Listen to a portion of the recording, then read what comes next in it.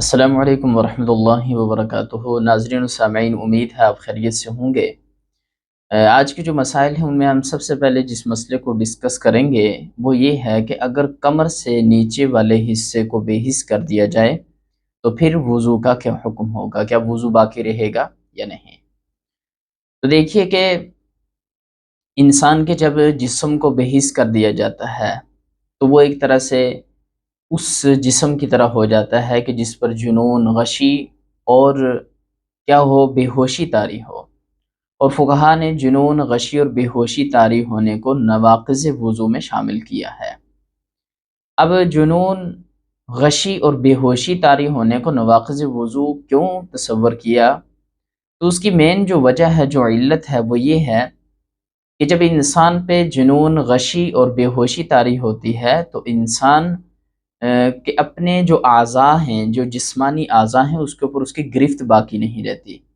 اسے کسی جسم کا علم نہیں ہوتا، اپنے کسی جسم کے عضو کے بارے میں ادراک نہیں ہوتا کہ وہ کس کیفیت میں ہے۔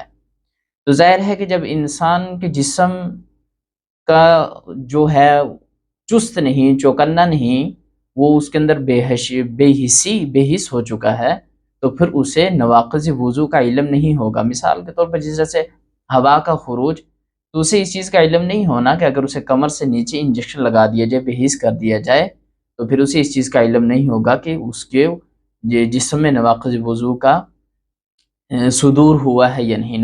تو یہ سب سے پہلا اور اہم اور انتہائی مختصر مسئلہ تھا کہ اگر کمر سے نیچے انجیکشن لگا کر، چونکہ علاج کی خاطر انجیکشن لگائے جاتے ہیں، بہت سارے ایسے علاج ہیں اور ایسی تحقیق کی خاطر، معائنے کی خاطر، تو پھر انسان کا وضو ٹوٹ جاتا ہے۔ یہ سب سے پہلا اور اہم مسئلہ تھا۔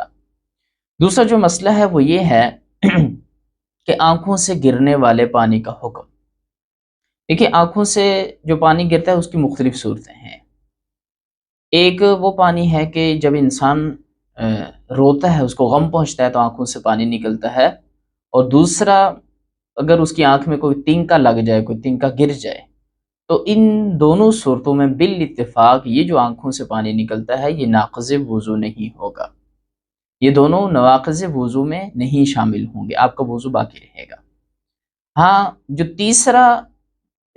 تیسری قسم ہے، جو تیسری صورت بن سکتی ہے کہ آپ کی آنکھیں سرخ ہو چکی ہیں، آپ کی آنکھیں درد کر رہی ہیں، آپ کی آنکھ خراب ہو چکی ہے، تو پھر آپ کی آنکھ سے جو پانی نکلتا ہے اس میں مختلف صورتیں ہیں۔ مختلف ائمہ اکرام اور فقہا نے اس کے بارے میں اپنی اپنی آراء دی ہیں۔ بعض کے نزدیک یہ ہے کہ آپ کا وضو ٹوٹ جائے گا، اور بعض کے نزدیک یہ ہے کہ آپ کا وضو نہیں ٹوٹے گا، لیکن مستحب یہ ہے کہ آپ وضو کر لیں۔ اس کے بارے میں آپ کو مختلف ائمہ اور فقہا کی رائے بھی پڑھ کے سنا دیتا ہوں۔ علامہ علاء الدین حسکنی نے اس کو ناقض وضو قرار دیا ہے، مگر علامہ ابن عابدین شامی رحمۃ اللہ علیہ نے حافظ ابن حمام سے نقل کیا ہے کہ یہ ناقض وضو نہیں ہے، البتہ مستحب اور بہتر ہے کہ وضو کر لیا جائے۔ ابن حمام نے اس پر امام محمد رحمۃ اللہ علیہ کے اس قول سے بھی استدلال کیا ہے۔ کون سا قول؟ کہ جب آشوب چشم ہو اور اس سے آنسو بہہ رہے ہوں تو اس کو ہر نماز کے وقت کے لیے وضو کا حکم دینا چاہیے، اس لیے کہ مجھے اندیشہ ہے کہ آنکھوں سے بہنے والا یہ پانی زخم کی پیپ ہو، لہٰذا وہ صاحب عذر قرار پائے گا۔